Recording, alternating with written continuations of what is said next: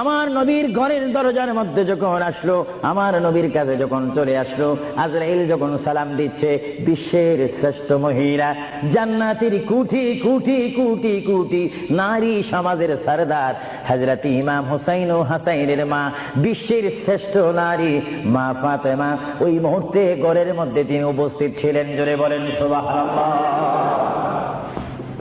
কে দরজার মধ্যে? কে যেন দরজা নাড়ালো, দরজার মধ্যে যেন কে শব্দ করলো।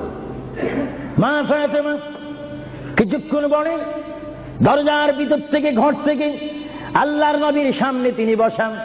মা ফাতেমা হঠাৎ করে ডাক দিলেন, কে ঘরের দরজার মধ্যে দরজা নাড়াচাড়া করতেছেন? কে আপনি? কে মানান?